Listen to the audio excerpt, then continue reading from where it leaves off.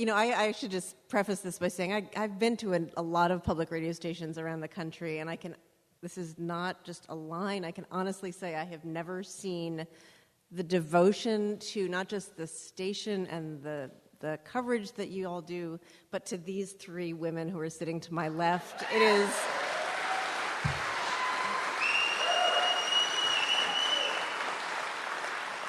It's true, and it's just such a tribute. I mean, I'm kind of getting chills talking about it, but it's really such a tribute to the three of you and everything that you've built here, which is remarkable. So thanks. And thanks to all of you for coming out. I know you've been having a lot of rain. It's a beautiful night. You're in here in a dark auditorium, so thank you for that sacrifice. And I am so excited to talk to the three of you, and it's interesting that we at NPR, we have founding mothers as well. Typically, Linda Wertheimer, Cokie Roberts, Nina Totenberg, who in several building iterations ago sat in a corner of the office on M Street in Washington, and it was known not entirely flatteringly at the time as the fallopian jungle.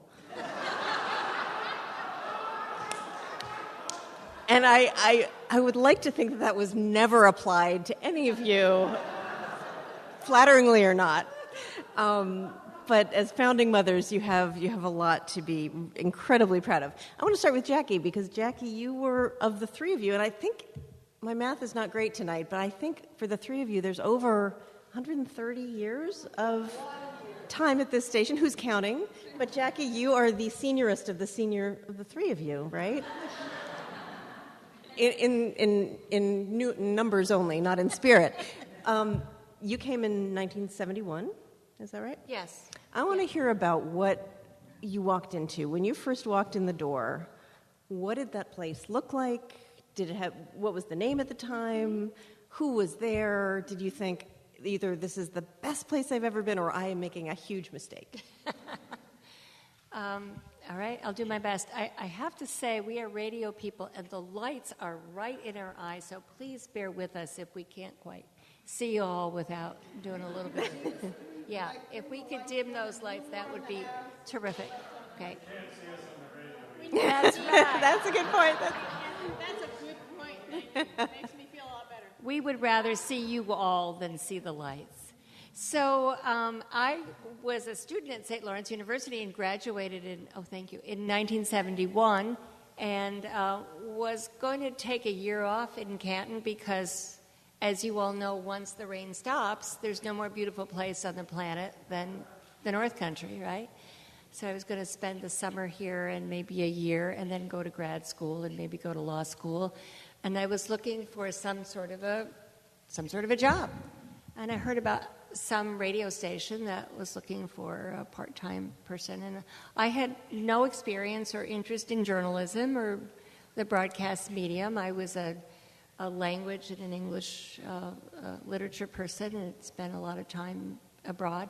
And I took a job as a part-time office person, and then somebody said, "Oh, you seem to be pretty good with languages. We'll put you on the air late at night playing classical music."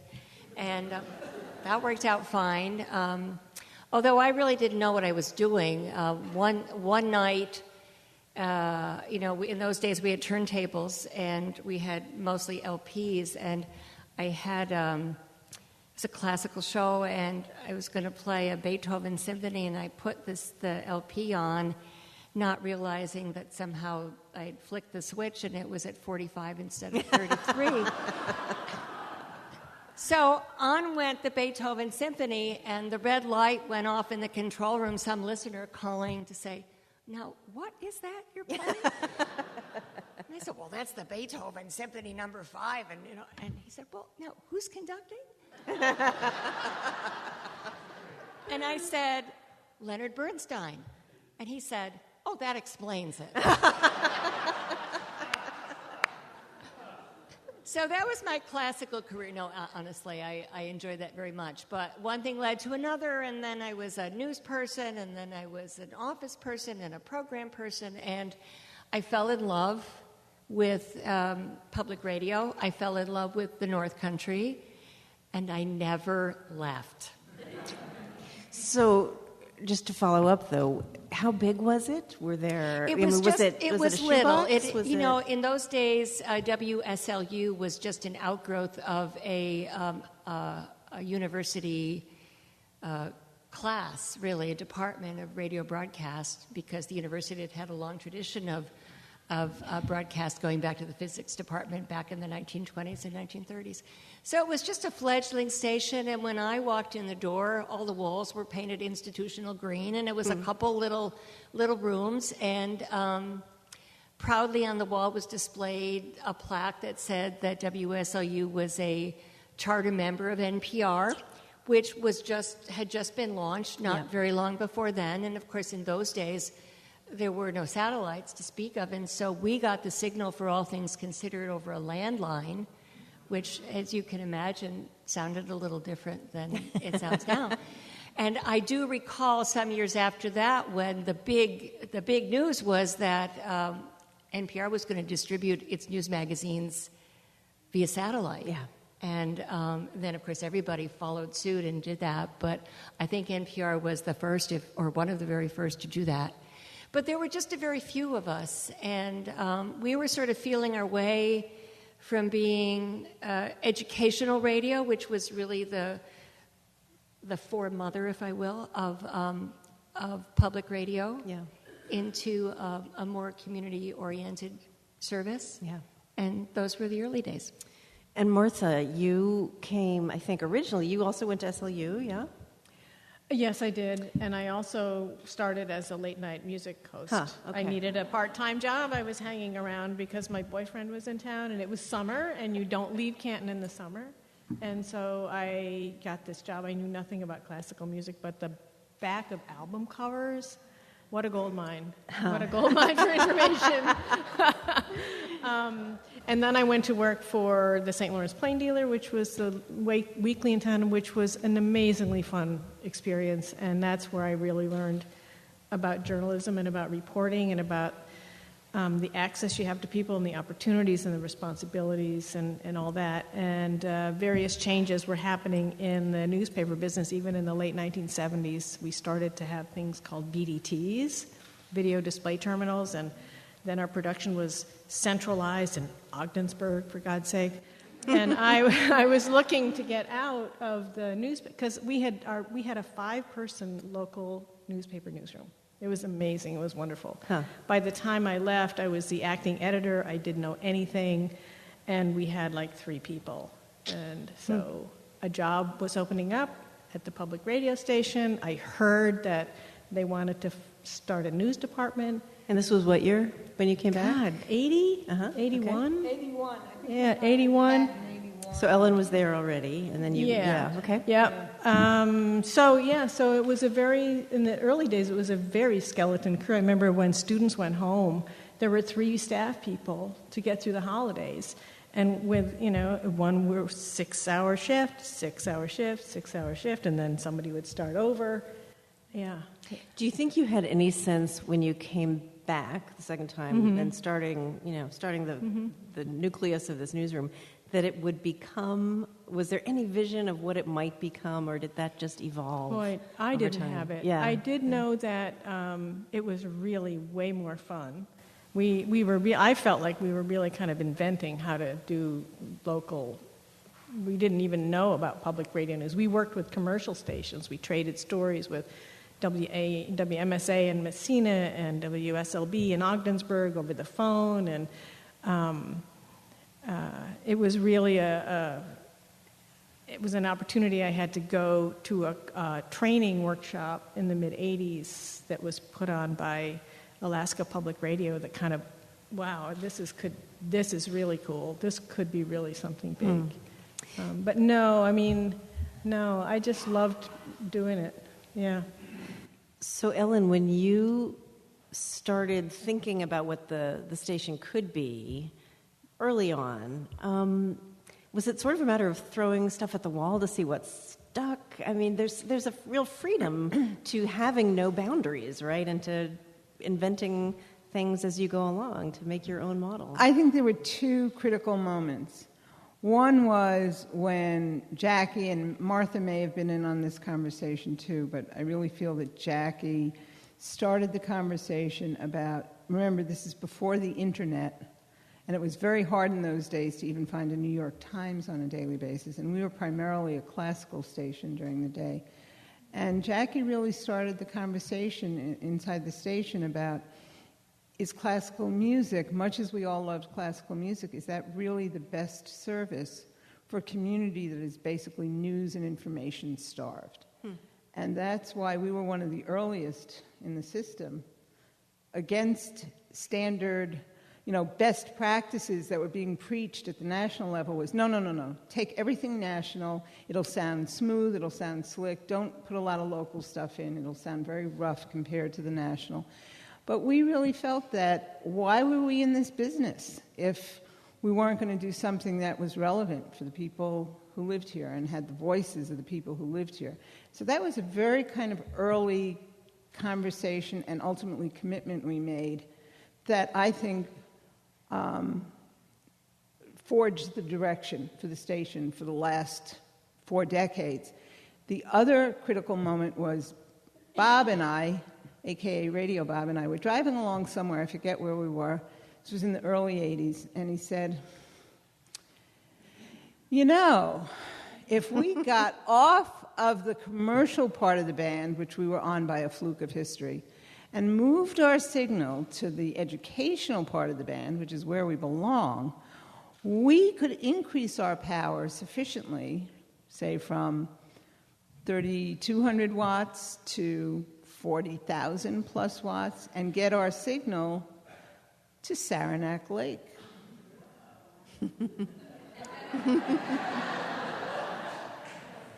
And that was really the start of and I said, yeah. And in the next few years, as you know, we started expanding and putting transmitters up. Bob put transmitters up. And there was a point at which, I'll never forget, my Uncle Eli, who was living in Manhattan at the time, said, "This is great, Ellen, but when are you going to get your signal into New York City?" So the funny thing is, we have, right? You stream us from anywhere in the world. But back then, it seemed like, how is that ever going to happen? So we had no vision of that, that's for sure. But we did have a vision about creating a service. Back then, if you looked at there were maps produced by the FCC and by the Corporation for Public Broadcasting, actually it was the corporation, of where Americans were not getting public radio signal. And in the 80s, the entire Adirondack North Country, other than the small area we served at the time, which was basically just St. Lawrence County, was a void. There was no public radio service. That's a pretty clear mission. If we didn't do it, who was going to do it, right? So off we went. You make it sound easy. Let me just tell you. It's not that easy. In a way, it was easy because we live in the frontier, right? And so a lot of rules that in those days applied to public radio stations elsewhere in the country that were in more urban areas and cities, all kinds of rules about you need a consistent sound, you need to narrow your demographic and your appeal. Those things didn't apply to us and didn't apply here because, we're so sparsely settled across this broad geography. And all of us who live here know that, the one thing that brings us together, that keeps us together as a community, is that we have to help and support each other, right? And so we saw the opportunity for this public radio station that would serve the region to be unique and not have to follow the dictates of, how you're supposed to have a public station, and it's supposed to be all classical or all jazz or all news. And, a lot of you in this room have heard me and others say this, but, our vision was that in order to serve our geography and this, broad variety of communities we serve and individuals we serve, is that our public radio station would be like our local library. That you wouldn't necessarily want to read every book in the library, but you would be so grateful that it would be there to serve your community. And that was our vision going forward of what we thought North Country Public Radio should be, something that served everybody.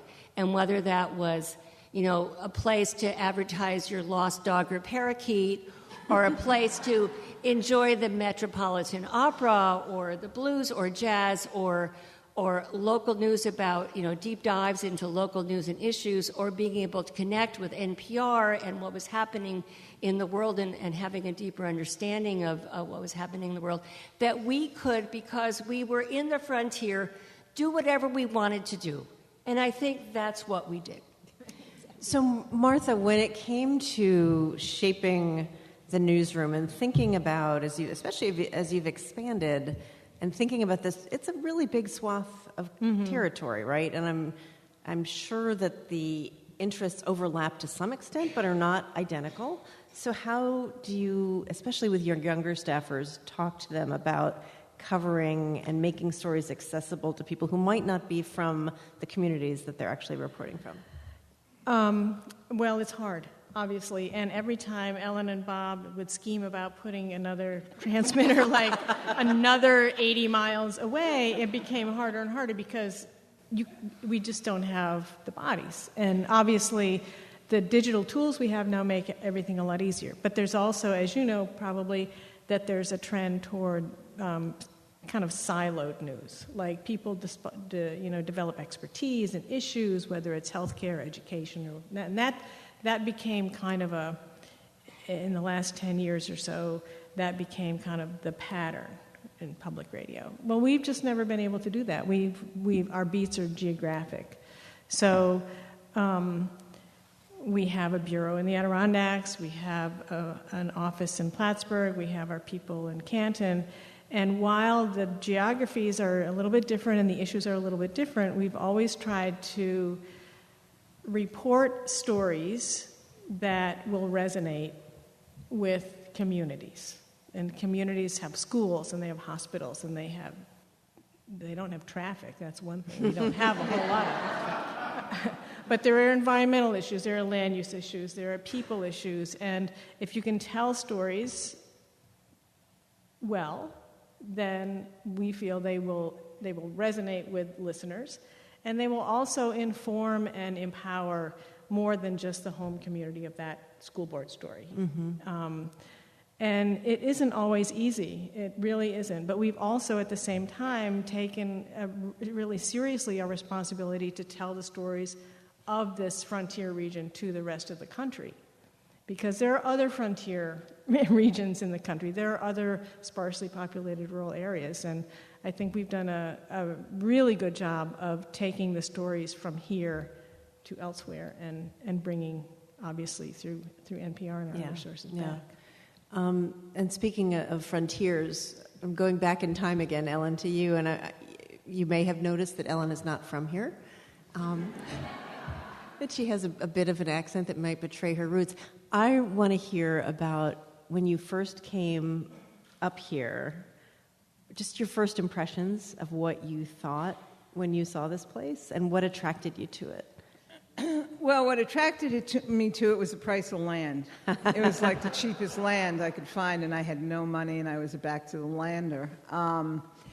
And in the first few years, and I didn't start working at the station until I'd been living in the North Country for about 9 or 10 years, but the first impression I had, remember, I moved from literally Broadway in Manhattan to the Maple Ridge Road in Old DeKalb in what I thought was spring. It's like in Casablanca, you came for the waters or something? They get the pic. That's all I have to say. Right. I mean, I was such a city slicker. I'll tell you, people back home, one of my last 2 jobs in the city was working in a bar, and people were handicapping how long Ellen would last in the country. And, a lot of people said, oh, God, she'll be back by summer. I think the best I got was, oh, she'll be back here by the holidays, Christmas. So, the thing that I heard from people in Manhattan was, well, there's no culture up there. Is there any, there's no museums, there's no this, there's no that. That was not a problem. The real culture shock for me, I would say, the two things were, number one, everybody was white. I grew up in Manhattan, it was a real shock. Yeah. Not only were they white, they appeared to all have blonde hair and blue eyes. Maybe that was just, my poor impression. And then the other thing was I lost my anonymity. I mean, long before I worked at the radio station, I realized that everybody was knew my business, and that included being on a 10-party line. And Angie Conklin listened to every phone conversation I had. So, it was a very different time. Did you think about packing it up? I mean, those people who were taking bets on Never. I will tell you, the moment I got here, I knew this is where I was meant to be. My first husband, on the other hand, he tried his best, but he was so Mediterranean, and that was in the 70s when it was 40 below for half the winter. It was just too much of this, Italian guy. So, yeah. So really never thought about going back? Never ever? Absolutely never. Absolutely never. And are you accepted as a native at this point? I mean, have you done your time? A native? I don't know. Up here, the saying is, if you're not born here, it doesn't matter how many years you live here. I will tell you this. For about the first 20 years, my house was referred to as the old Bowman place. We've gotten past that. I've been there almost 50 years. They finally call it the place where she used to have peacocks. I don't know if anyone knows my name, but I'm definitely the place where she used to have peacocks. That's so funny.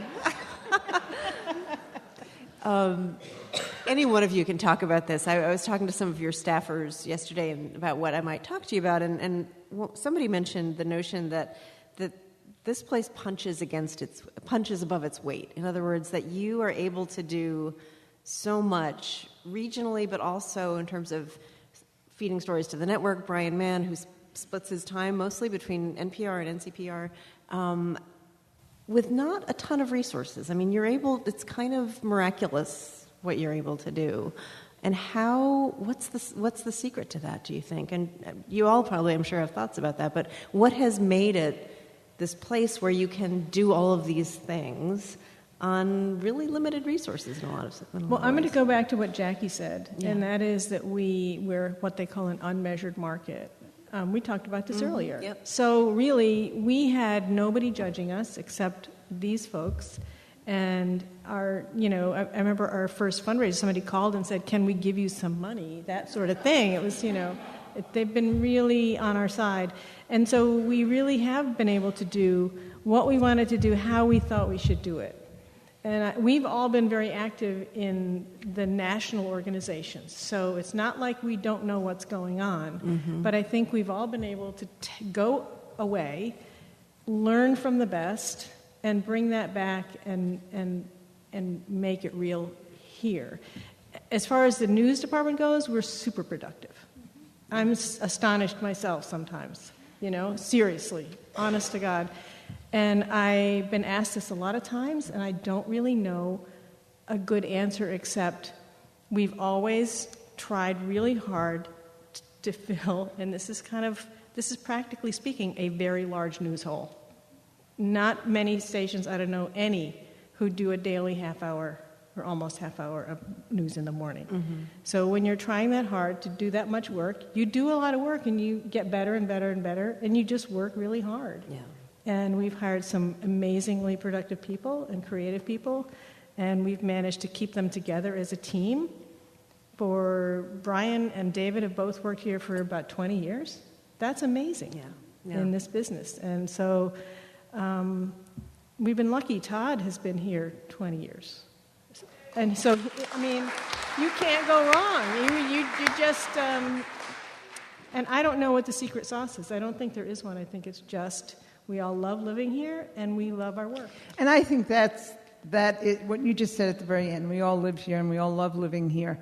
I think this geography is the real sort of heart of our success.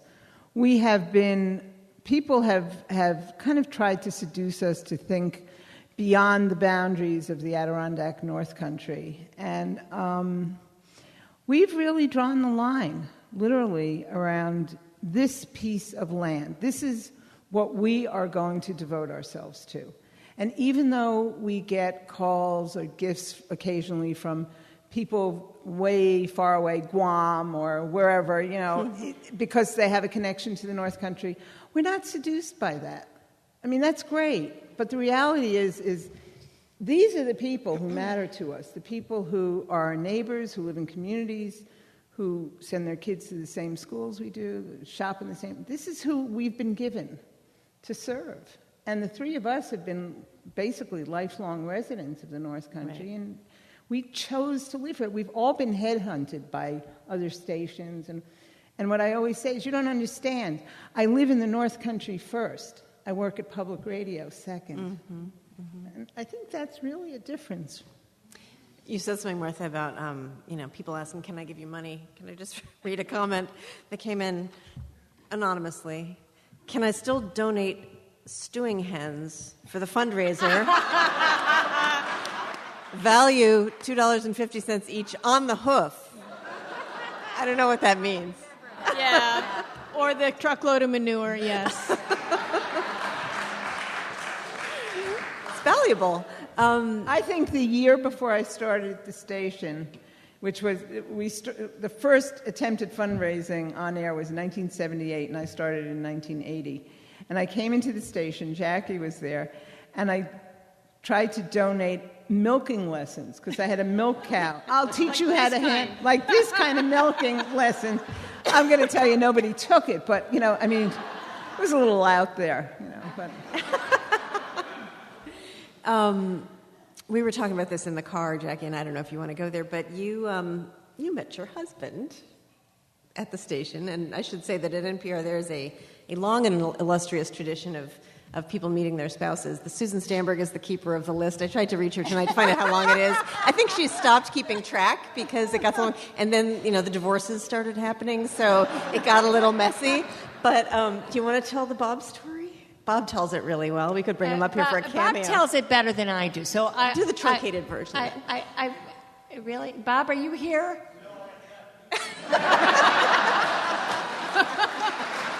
Does everybody know the story already? I mean, is this lore? Is it okay if I tell? It is okay. Okay, I'm not going to tell it as well as you. Okay, so back in the early days of, I guess it was still WSLU then, when Ellen and I and maybe everybody who worked at the station all worked at one room in Payson Hall before it was renovated. And I had a bulletin board, and I'd go through the local papers and clip out little clippings that were interesting or unique, and there were always funny stories. You all see them, online or wherever. And there was one little story in the Watertown Times. This was a long time ago, right, Bob? And the headline was, Bob, you shout it out. Mouse in beard irked by North man's nose. Did y'all get that? Mouse in beard irked bites North man's nose.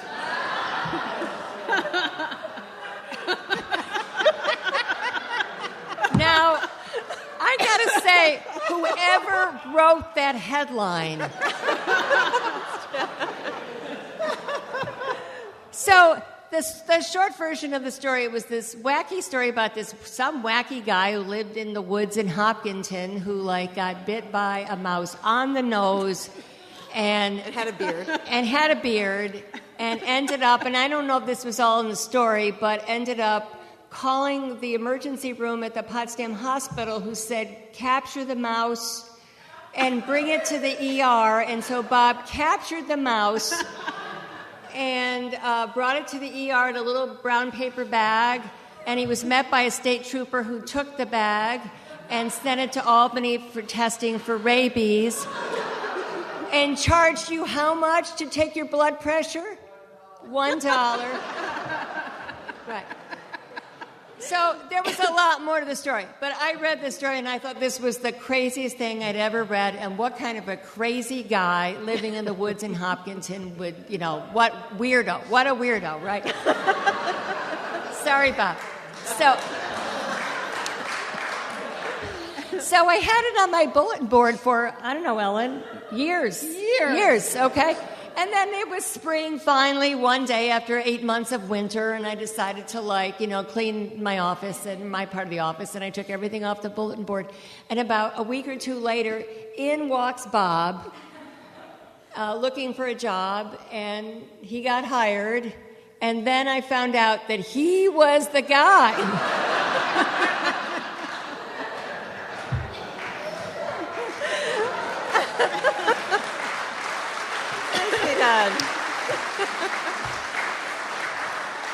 But he really was the guy, and there have probably been some mouse incidents since, but nothing quite like that. Thank you for letting me share that, Bob. And he didn't get rabies. Right. Do you still have the clipping? I mean, did you frame it? Is it like I threw the clipping out right before Bob walked in. Who knew she married the irked Northman? If any of you have access to the archives of the Watertown Times from what year, Bob? Yeah, we got to find that. It was right before we hired you. Yeah, we got to find it. Got to be online somewhere. But the story here really is not about Bob and the mouse and his beard and his nose. It's that we are really all family. I mean, all of us have kids who've grown up at the radio station who can hum, and probably you do too, who could hum the theme of every program that has ever aired on North Country Public Radio, right? And they grew up in the back seat listening to public radio, right? And now they are the next generation of public radio listeners. But I think this goes back to what we were talking about what makes NCPR unique, and that is that we really are all family, and that we all have these crazy stories to share, whether they're mice or goats or big dogs or pugs little or dog. whatever. Peacocks, chickens. Peacocks. Oh, thank you. I will tell you that, over the years, various people who we've hired who've come from elsewhere, or people visiting from public radio elsewhere, have said, "You do what? You announce lost dogs and things on the air?" And, I think we would all agree that's the heart of our service, right? Is helping people. I mean, you think back to the ice storm, those of you who were here during the ice storm, and how we had to, we were still on the air, fortunately, because we had support from the National Guard with diesel deliveries to keep the generator going. We tried to be the conduit to help people who didn't have electricity, who didn't have heat, know where they could go to get warm, know where they could go to get firewood. We even had Mitch Tyke, who at that time was our reporter and is now coming back to be station manager, keep everybody informed about who was winning on Jeopardy, right?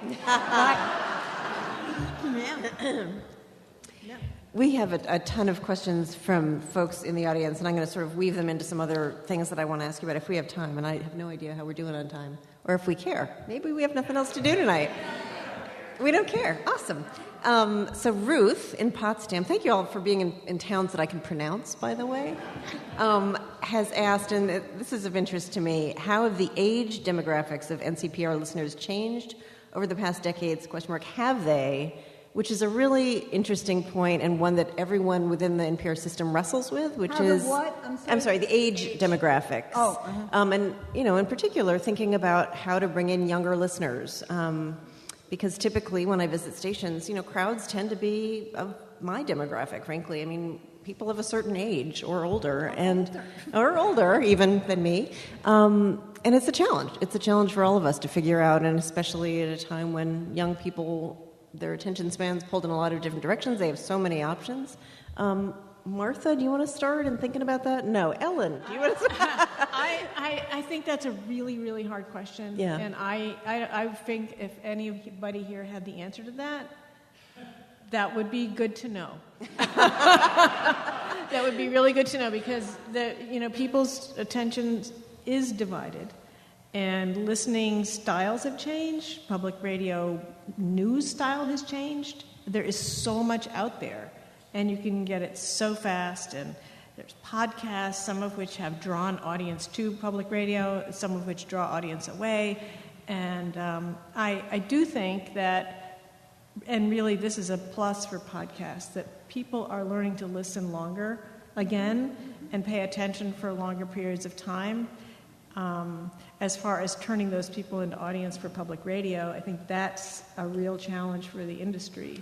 And I don't have the answer. Do you have And the in answer? terms of the demographics, I mean, have you seen a shift? Has the audience aged proportionally, do you think, Ellen?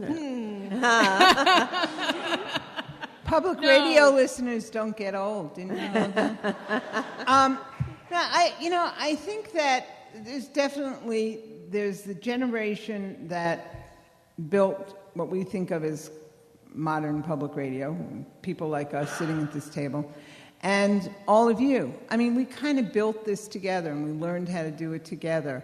We learned,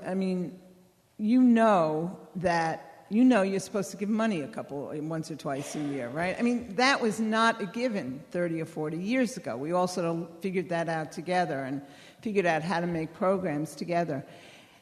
And I think we are at a cusp right now, a very critical moment where there is a new generation, and when I say new generation, I'm talking about people in their 20s, right into their 40s and maybe early 50s, who are kind of working that out. And they'll figure it out. I think what's really important is that the ethos of public radio and public media get out to people, and it doesn't matter if it's broadcast or on Alexa or on a smartphone. I mean, I don't care how they get it. I think our job is to get reliable information, interesting, humanizing content out to people.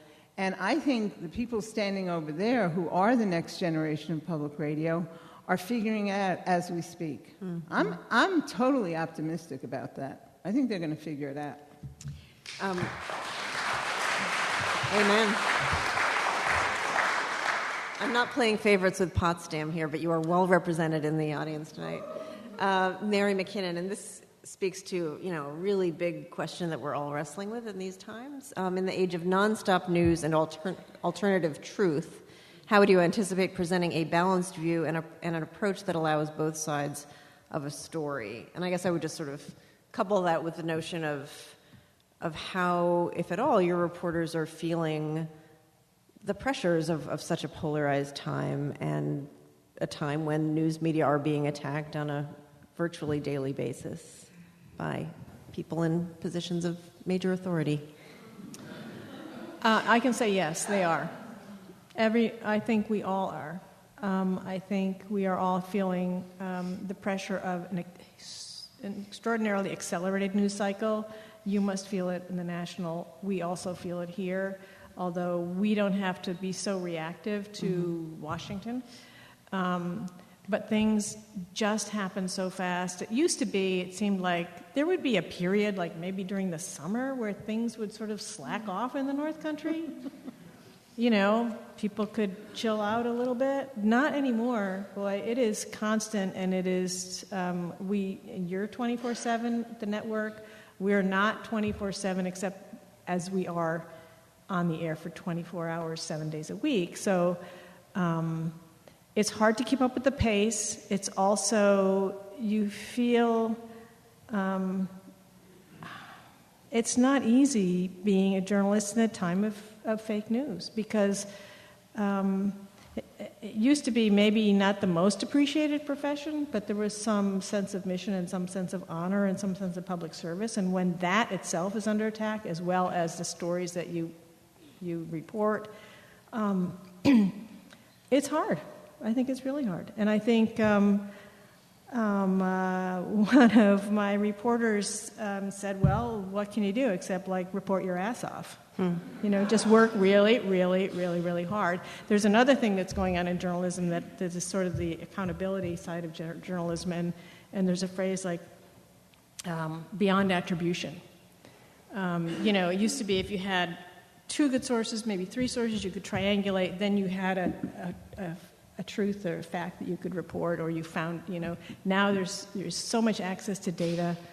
There's so much, there is such a challenge to be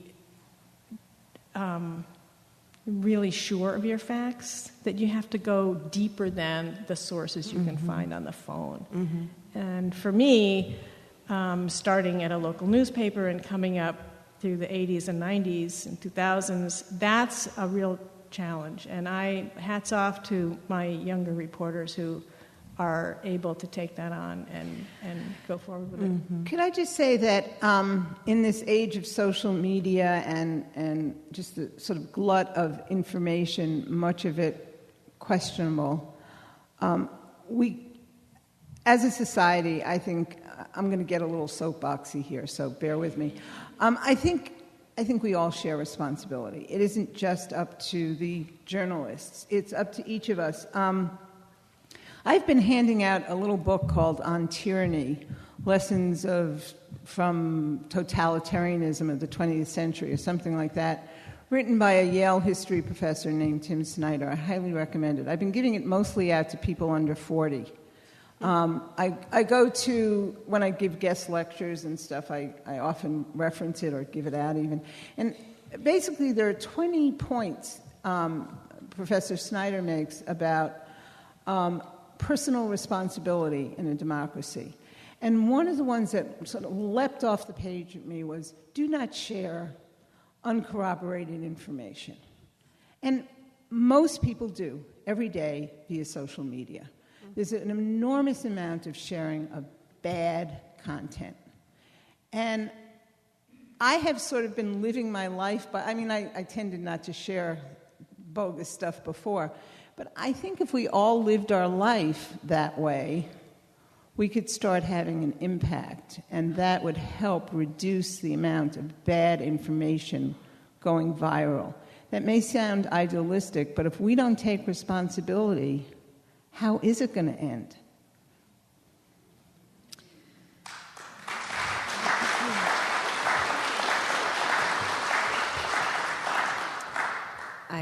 I wholly endorse everything that Ellen and Martha just said. I would add to that, I think that it's also incumbent on us as journalists now more than ever to be really transparent about the work that we do and peel back as many layers as we can about the process that goes into stories. I think people sometimes just assume that stuff gets done really quickly and without any thought, and I think to the extent that we can be more open and forthright about everything that goes into the reporting we do, that would all be to the good. I'm sorry, this is another question from Potsdam. We love Potsdam. I'm not apologizing, but Holly, who had asked this earlier, Holly Chambers, is asking a question of the three of you as women running this station and being the powerful forces behind it. Your retirement, she says, marks a transition in the gender of the station's leadership. I'm sorry, I need my glasses. At least for two positions. How do you think the fact that all three of you are women has affected the work of the station, if at all? And I guess I would just add a corollary of, what are your thoughts about the transition going forward, and if you think gender is a factor here and how the station might change? Jackie, do you want to start? Well, maybe we were naive, but in the early days when the station was getting started and Ellen and I and Martha were doing our work, I don't think we felt any constraints. I think we just did what we thought was right and didn't worry much about, our role as women. I do remember a couple phone calls we got, which at the time I thought were just weird, like some older man would call and say, "You should get those women off the air. They don't have voices of authority. They shouldn't be reading the news," And even then, I just thought that was just wacky. I just didn't take it seriously, and I don't think Martha or Ellen would have either. And I think we just, maybe because of our personalities, or maybe because we were on the frontier, we didn't worry about those kinds of norms. We just did what we thought was right for the station and for the North Country. I do think the fact that we have been a woman-managed station for so long under Ellen's leadership has had a tremendous impact in terms of how employees have been treated, how people over the years at the station have always known they had time to take time to deal with their families, their children, that kind of open, warm, accepting environment has been part of the reason that so many of us stayed at the station. And I think in some ways that has made us who we are.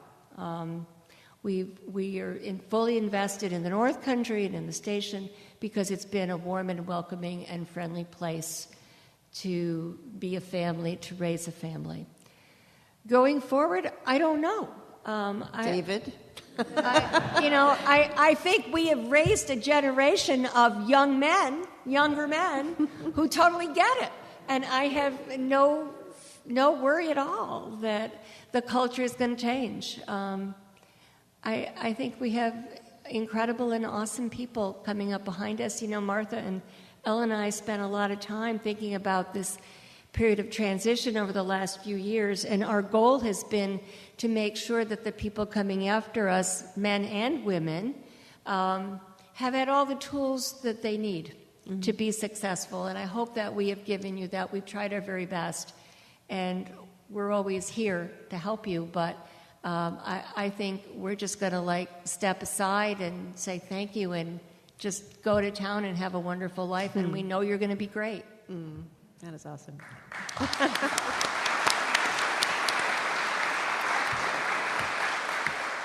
It's a warm, welcoming, David, just keep that in mind. Ellen and Martha, do you want to add anything to that and thoughts about your leadership as women? You both also have been really active, I should say, at the national level. So Ellen on the board of NPR for how many years? 8 years? 10 years? 2 terms, and then we do have term limits on the NPR board. So I did my 2 terms, and then Martha with the Public Radio News Directors Association. And I'm curious about a couple things. One, both your role as women, although within the public radio system, women are well represented, but also within those organizations, thinking about your role as rural station representatives, competing in some ways with big city people. Let me How did tell that you, work? Uh-oh. Before I was on the board of NPR, I went down to NPR to a board meeting. I'd never been to headquarters before, and I had sort of helped form this little ad hoc organization of stations from rural areas to go down and sort of, pound on the desk and demand fairer treatment in terms of the cost of programs to us, because the formula was unfairly burdensome on small and rural stations. So I went down and did that and actually made absolutely no headway. And the next year I was listening, there was a story on NPR, and I was very irritated by how it was being reported. And I did one of my imaginary shoe throwings at the radio, and then the next day, any station manager interested in running for the board has to get there. And I said, I'm gonna go down there. And everyone said, Ellen, you have to run about 3 times before you ever get elected. So, don't be surprised. I said, fine. This is like my personal protesting. Well, I got elected the first time. Mostly because my name was known, which is all that elections seem to be based on, from what I can tell. My name is known because I used to write these little snarky notes to my colleagues across the system. But that's another story. But anyway, so I got elected, and I'm getting to the point of women here. I really am. I haven't lost the thread. I go to my first board meeting, and my jaw dropped open. Of a 14 or 16 member board, there was only one other woman. There was one person of color. And I was the only person on the board representing a station that considered itself a news station. My jaw fell. So the others were classical music stations. That was all music stations. And NPR, and I would talk about things like ethics, and it was like blank. And these were my colleagues, and they were all they were all white guys in suits, and they were, it was weird, because public radio was supposed to be about diversity, even back then. I mean, we've been talking about that for years and years and years, and we're finally making maybe a little progress on that, but we talked about it for years before anything happened. So, yes, it's true women have played a prominent role in certainly early middle history and now in public radio. But I got to be honest, mostly it was because the pay sucked. And men wouldn't work for $7,000 a year, which is what I was hired at in 1980, full-time. I mean, that was just the reality. No guy would work for $7,000. So. And just talk a bit more, though, about apart from the women question, the tension maybe between smaller stations and large stations within the system, because those interests can be really competitive at times, and they're really different issues that pop up. Martha, I mean, you must run across this a bunch, I would think, as you talk with other program directors who might have resources that you could only dream of. Well, yeah, yes, absolutely. And I think it's interesting to hear Ellen tell this story because she's still fighting that fight about the inequity in the structure of the dues we pay NPR and how things work in the system. Honestly, you were just in Washington. Making the same exact thing. I was making a lot of snarky comments in Washington just a few weeks ago, actually. And I'll also say that there are an awful lot of women in public radio, and I think it's really wonderful, but I think it does stem from the fact that, we started out, you were hired at $7,000, I was hired, I think, at $9,000, and I don't know how to explain it. And yet the people who inspired me in those days were Susan Stamberg, the NPR founding mothers, much more so. I mean, I love Noah Adams, but he wasn't a model for me, Bob Edwards, not a model for me. It was the women who were the pioneers of the network and how to do the kind of news that has become the standard and has become really, one of the voices of America, I think, really. I'm going to combine two questions here, which are sort of flip sides of a coin. Jane Lammers, am I saying that right? From Canton. For all three, what was your proudest achievement during your time at NCPR? Mark Scarlett from Rossi has a different outlook on life. What was your most important mistake that you ever made? Thanks, Mark. Mark might be having a bad day. I don't know. So, Jackie, proudest and most memorable mistake? Other than the Leonard Bernstein playing it. It's true. You've already admitted to one mistake. We don't need to go over that again. Right. Proudest moment. How about that? Proudest moment. Honestly, really every day. Every day. I think all of us have come to work every day loving what we do and focused on our mission of serving you, of serving the public. And the fundraisers have always been astonishing, going back to the very first fundraiser that we had years ago where we didn't have a goal because we didn't think anybody would donate anything. And that's true. That's true. Really? Somebody gave money?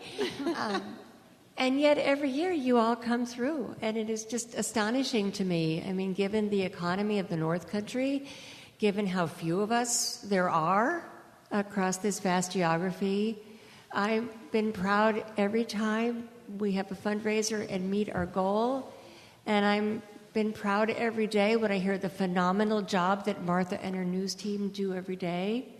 And every time Ellen goes to Washington and comes back and tells us how she gave them hell, I've been pretty proud of that. So maybe that's a cop-out. Every day has been a highlight as far as I'm concerned. Martha, what about you? Proudest moment, most important mistake? I'm going to punt this one as well. Biggest, proudest moment. I think for me, it hasn't been a moment, but it really has been the fact that we have built a news team that has hung together and has stayed they're good. They're really good. And they're going to stay good. Mm-hmm. And I think that's the thing I'm proudest of in this whole business. And mistakes, I don't know. I mean, you make mistakes doing news stories, you correct them. and you move on. No, I can't think of one moment when I just felt like, oh gosh, I could never go in there again and go on the air. They just won't laugh me off the stage. We certainly made mistakes, but yeah. I'm not picking one out.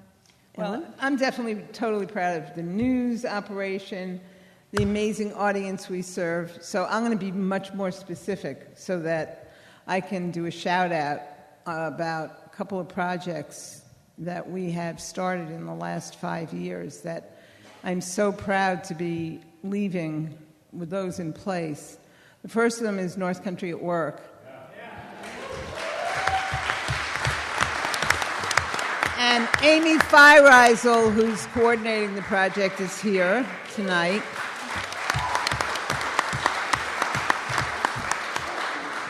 So what makes me so happy about this project is that it kind of meets all the points of if you're going to do a project or an outreach project that matter to me. Number one, it puts us on the ground in every community potentially across the North Country. The news, which is the other way we get out and about, a lot of communities will never show up in the news. They just won't. They may be in a feature story, but, news is not generated at a Four Corners like in Old DeKalb or something. It ain't where the news comes from generally. So this is a project that literally puts us on the ground everywhere. That's number one. Number two, everyone can play. Everyone has a work story, whether you're a homemaker or a psychiatrist, a professor or a farmer. Everyone has work stories. So that really warms my heart. It's a way of getting at all the voices of our community. Number three is that it provides content, stories, for our website and our special web pages for this at ncpr.org/work. Broadcast stories. Amy's been, and Claire have been, and their team have been producing broadcast stories. Great social media content, substantive social media content, not, what time you brushed your teeth that morning. It builds community. It's building a picture of the region. It's a real community building. And it's paying for itself. Not a bad thing when you're trying to do special projects. The Howl that Jessica has been so involved with, which is our version of the Moth, is another one that does the same thing. Anyone can participate. We've spread it all around the region. This is a kind of rubric that we came up with in the last few years, that piecing it together, which was a text-based and is a text-based news department project, also bringing in, anyone can tell us, how do you piece together a work life in the North Country? How do you piece together, the food you want to eat in the North Country? How do you piece together schooling or whatever? These are stories we can all tell each other and together. And I guess that whole approach to community projects, and we finally, I think, are really good at it. And it took us a while to get to that level, I think. Yeah. So I'm real proud of that. I think we're just about out of time. I'm curious, for just one last thought. Jackie, you have made it to the other side of retirement. The two women to your left are heading in that direction. What's the view from the other side? How does it look? Well, I've said this to a lot of people today already in the last few months. I retired at the... Oh, thank you, Bill. Thank you. Thank you, William. Thank you. Thank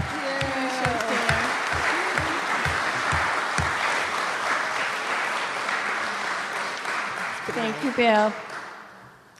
I retired on New Year's Eve, as people love to say, at midnight, because we were doing a New Year's Eve show that night. And I loved every day of working at the station. I loved being a part of NCPR, but from the very first day I was retired, that's felt great too. And and I'll tell you, in addition to having time to pursue personal interests and read and walk and all that kind of stuff, I've had more time to listen to the radio. Which, honestly, I was never able to do very much when I worked there because there were always things going on and meetings and people to talk to and this, that, and the other. And so now I get to experience NCPR more as a listener. And you guys do great stuff. That's good.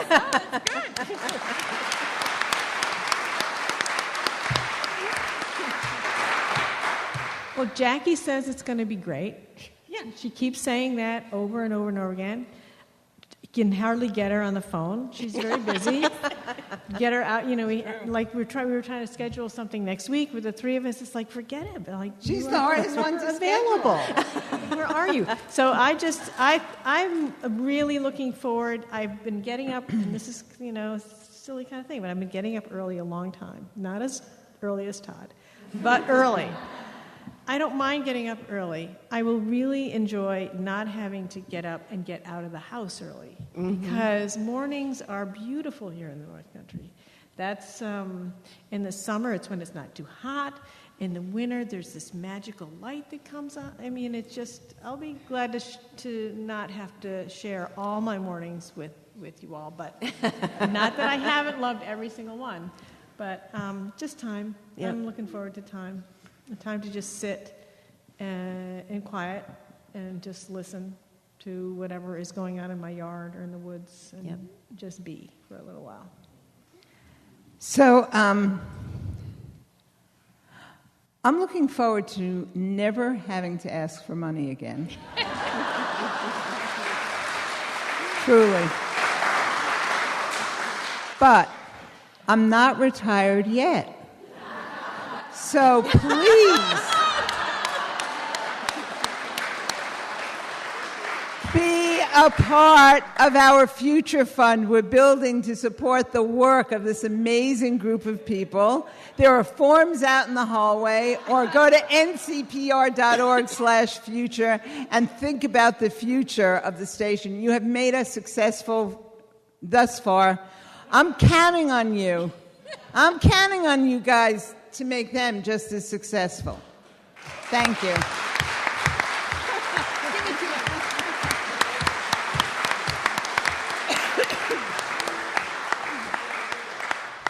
This has been so much fun for me. I can't tell you. And I would just add, there, like in most industries, there is a ton of churn in public radio. And the notion that the three of you have been doing what you've been doing for so long and so well, and that there's so much longevity from David and Brian and and Todd and all the other folks, Bob, at the station is really amazing. And it's a tribute to everything that you support and the work that you all have done in building this organization over the years. So I give huge credit to all of you and wish you all the quiet mornings and beautiful morning light that you can possibly have, and a support group if you need it to get together and fill that void in your life. Thank you all so much for coming out. Thank you, Melissa.